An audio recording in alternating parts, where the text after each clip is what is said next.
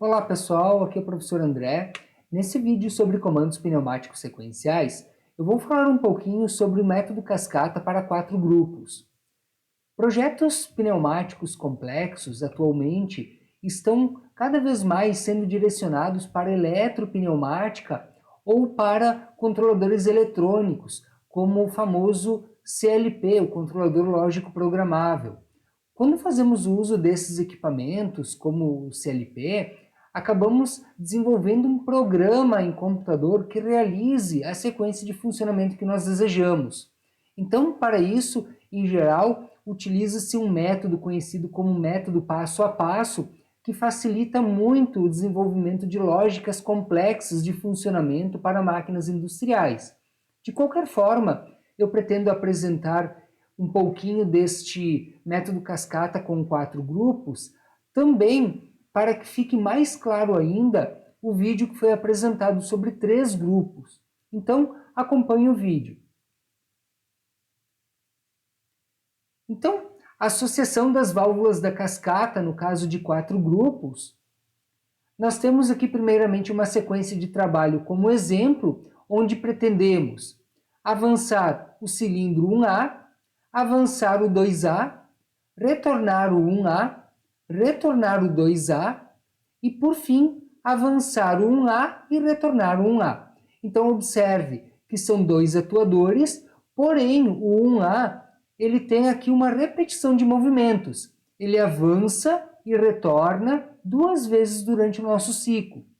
Então, utilizando a indicação algébrica dessa sequência, nós temos aqui uma sequência indireta, pois trata-se do 1A, 2A, 1A, enquanto movimentos, e na segunda metade 2A, 1A, 1A. Então a sequência de movimentos é diferente entre uma metade e outra da sequência. Isso caracteriza a necessidade do uso do método cascata para desenvolver o nosso projeto. Então aqui nós temos a nossa sequência já dividida em grupos, onde nós temos o avanço do 1A, o avanço do 2A. Como aqui apareceu novamente o 1A, precisamos separar. Então, ali ficou o grupo 1. O novo grupo inicia pelo retorno do 1A, depois o retorno do 2A, e agora aparece o avanço do 1A. Então, como o 1A apareceu novamente, precisamos separar ele deste 1A aqui. Então, troca de grupo, ficou o grupo 2 aqui.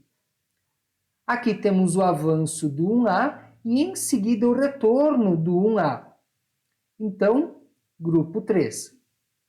Por fim, temos o 1A aqui retornando e ele não pode ficar junto com o primeiro grupo, porque no primeiro grupo já tem o 1A. Então, aqui temos o grupo 4 e, idealmente, é aconselhável que esta separação que aqui aparece por barrinhas verdes exista também aqui no final. Então, essa é a nossa estrutura. Como temos 4 grupos, nós temos 4 linhas auxiliares. Como temos 4 linhas auxiliares, então nós ficaremos com 3 válvulas de cascata associadas entre si. Observe aqui o padrão que foi apresentado já no vídeo sobre os 3 grupos, onde o ar comprimido entra na válvula lá de baixo, passa por ela, entra na próxima, passa por ela, entra na próxima e sai. E vai pressurizar a linha auxiliar correspondente ao último grupo. Aqui o nosso último grupo é o grupo 4, então por isso estamos pressurizando a linha número 4. Esta mesma válvula, ela pressurizará a próxima linha. Qual é a próxima linha após a 4? Ora, não temos a 5, então será a do início, a 1. Então, aqui pressurizamos a linha número 1. A válvula seguinte, aqui embaixo, ela deve pressurizar a próxima linha, que vem depois da 1, então. Ela pressuriza aqui a linha número 2 e também pilota de volta a válvula de cima. A próxima válvula pressuriza a próxima linha. Depois da 2 virá a 3. Então, ela pressuriza a 3 e pilota a válvula de cima. E este é o padrão que nós precisamos ter. Aqui, sentido horário, que foi falado no outro vídeo sobre os 3 grupos, pilotamos primeiro aqui, depois aqui, depois aqui e depois aqui. Então, o que está dentro do nosso quadrado é o modelinho da associação das 4 linhas auxiliares com as 3 válvulas cascata, e o que está fora do quadrado são apenas 3 válvulas que nós utilizaremos para comando manual dos pilotos e visualização do funcionamento. Então, vamos para a simulação, onde nós temos aqui a nossa estrutura montada. Observamos que o ar comprimido passa pelas 3 válvulas da cascata e já pressuriza a linha número 4, que é a linha do último grupo. Fazendo a primeira pilotagem que seria feita pelo nosso projeto pronto, mas aqui é uma pequena simulação para a compreensão dessa estrutura, como ela se adapta, como ela se comporta, melhor dizendo, né? Então, pilotamos esta válvula, o ar comprimido é deslocado para a próxima linha. Como já estava na 4, vai para a 1. Cessa a pressão, ela fica memorizada.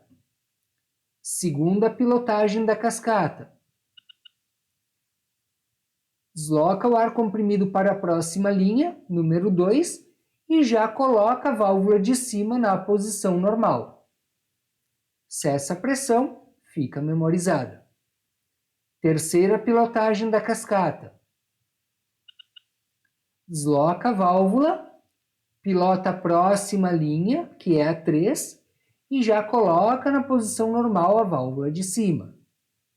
Cessa a pressão, fica memorizado. Por fim, a quarta pilotagem da cascata. Desloca a válvula para a posição normal, as demais já estavam, e o ar comprimido retorna para a linha 4, como estava em repouso no começo dos nossos testes. Cessa a pressão e tudo permanece como está. Então, esse é o funcionamento de uma estrutura que possui 4 grupos.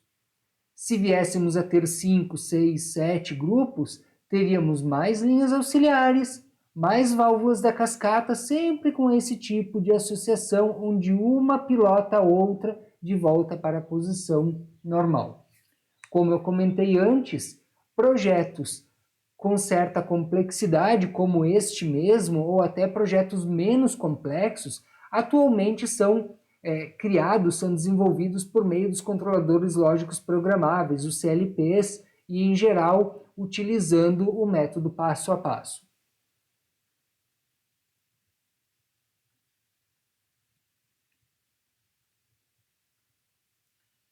Então, essas foram as referências utilizadas para o desenvolvimento desse material. Obrigado por assistir e até o próximo vídeo.